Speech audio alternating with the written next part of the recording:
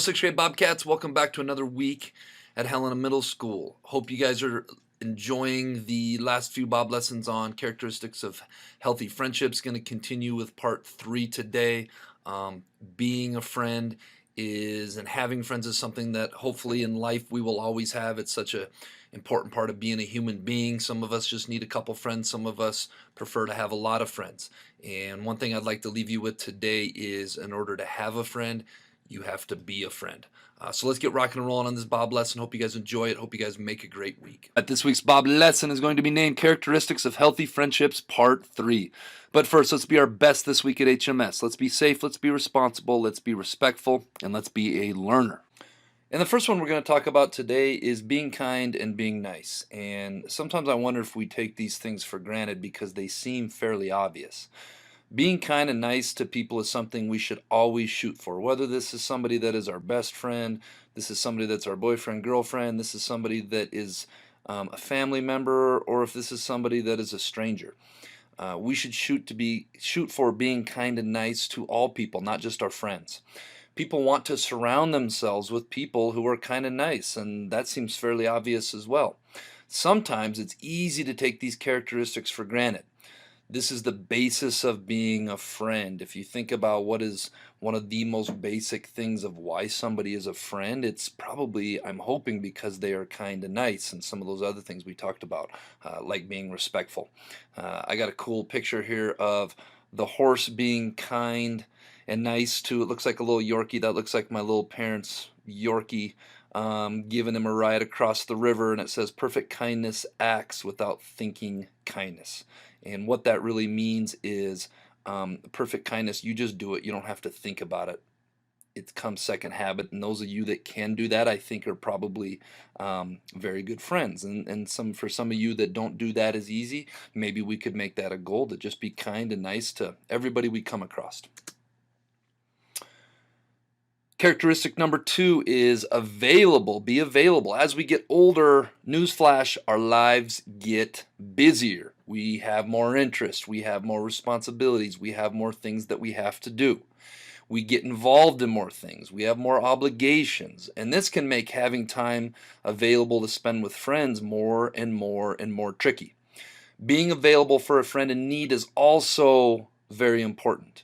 This may require prioritizing your friendships for friends in need. For instance, I had planned on watching a show this week that comes on at 8 o'clock every Wednesday night. And I had a friend text me and said, "Hey, I'm going through some stuff. Can we talk tonight?" And in this situation, I had to DVR that show and save it for later so that I was available to talk to that friend that night, because my friend needed me, and my friend needed to talk to me and share some things with me, and I needed to be there for my friend. So that would be an example of what being available for a friend is. I talk about friendships with kids in my office all the time, and I often ask kids in my office, this is one of my favorite questions: would you rather have 4 quarters or 100 pennies? And a lot of times kids look at me and say, "Well, what's the difference, Mr. Flato?" Or a lot of times they'll say, "Well, I'd rather have 4 quarters." And I say, "Why would you rather have 4 quarters?" And they'll say, "Well, because 4 quarters is easier to carry around than 100 pennies." And then they'll look at me weird and they'll be like, "What are you talking about?" And obviously they are the same amount. And what I really mean is, would you rather have 4 great friends or 100 average friends? And the reason I ask this is because it is not physically possible to have 100 great friends. You do not have that availability, that much availability as a friend. So think about that. It kind of fit in with this one. I thought I was waiting to save that for the right opportunity.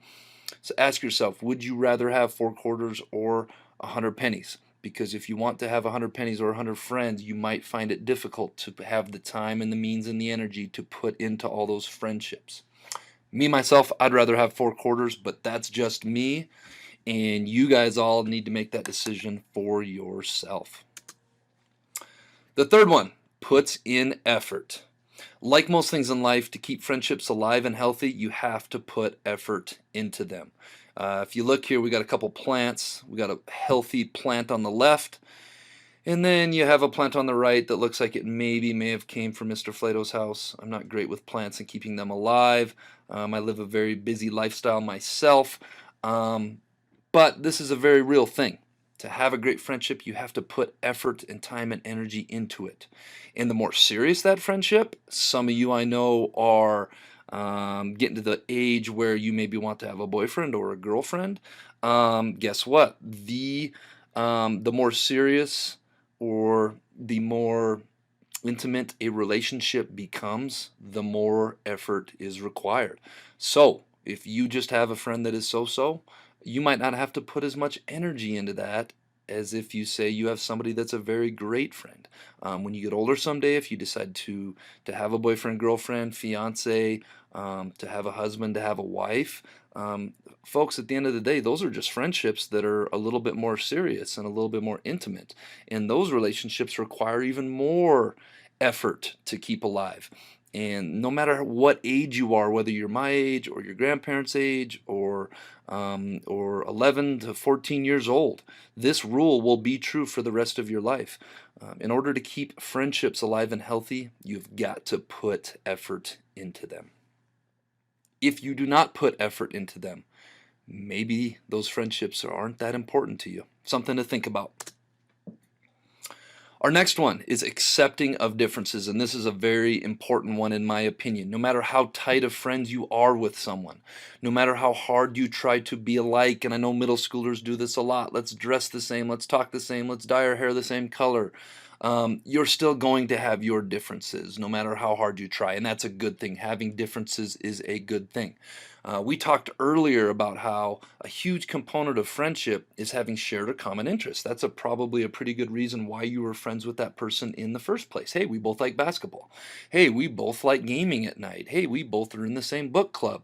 We both do ballet together. I could go on, right? And so we need to find that middle ground, because at one point I am saying that there's a very good chance that you're good friends. You share a lot of those common interests, but those common interests and our identities can't be so tied up in trying to be like one another that we end up losing sight of who we are.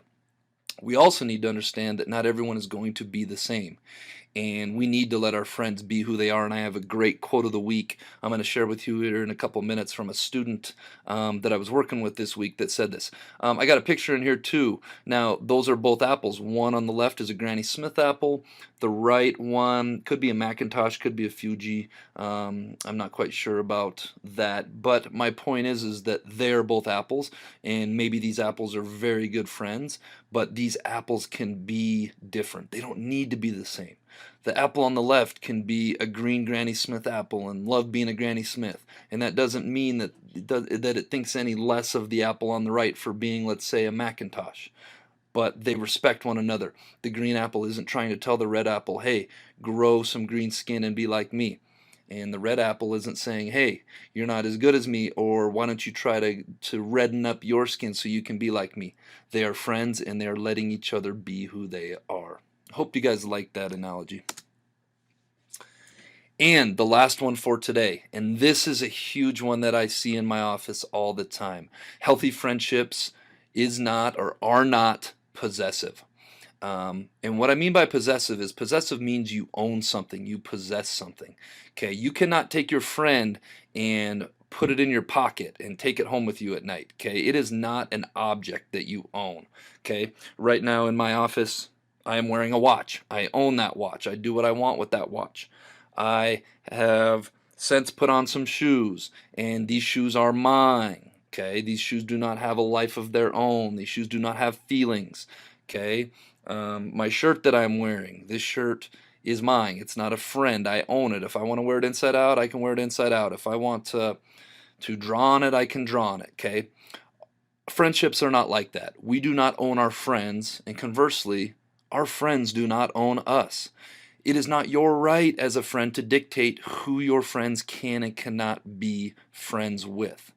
Nor should your friends dictate who else you are friends with. Okay, and I see so much of this in my office. So-and-so are friends with one another, and then one of those friends goes to be friends with somebody else, and then the other person says, well, if you're going to be friends with them, you can't be friends with me. Folks, this is not how friendship works. I read this quote in a book I read this summer, and it said something along the lines of, true friendship gives people the space and freedom to come and go, to do whatever it is they want to do. And in that space and freedom, to pick you as their friend. Okay, so you let them come and go. You let them do what they're going to do. And when they come back and they decide, you know what, I've hung out with other people and I really enjoy spending time with you and having you as my friend, that's what a true friendship is. All right, and we are on to the quote of the week. And this quote of the week comes from a student that I'm not going to name just because of the sensitivity of the discussion or the conversation we were having. And this student didn't even realize I was going to use this until they said it, and then I used it afterwards. And I asked them, and I said, "Hey, can I use that quote?" It just came out of their mouth. And this person, we were talking about friendships, and they said, "You know, all my true friends let me be myself." And that was so awesome when we talked about that. And that happened to just be a characteristic that we were talking about earlier, accepting each other's differences and not being possessive. So thank you to that student for that quote. You didn't even know you were doing it at the time, but that's what I love about my job is these things just come up and they hit me, and I'm like, ooh, can I use that quote? Because it's awesome, and I think the rest of our school needs to. All right, we're off and running on this week's Jelly Bean Question of the Week winners: Lillian Burr, Benjamin Patterson, Jillian Oliveira, Kale Covey, and Ellie Brennan. Come by and see me for a scoop of jelly beans. This week's Jelly Bean Question of the Week, I want to find something a little more challenging, so here we go. I have 5 letters. I sound the same when you remove my first letter. I sound the same when you remove my third letter. I sound the same when my last letter is removed, and I sound the same when all 3 are removed. What word am I? Do you think you know? Get your answer into the Bob Box. Tune in next week. See if you are a winner. All right, Bobcats, let's make it a great week at the Helen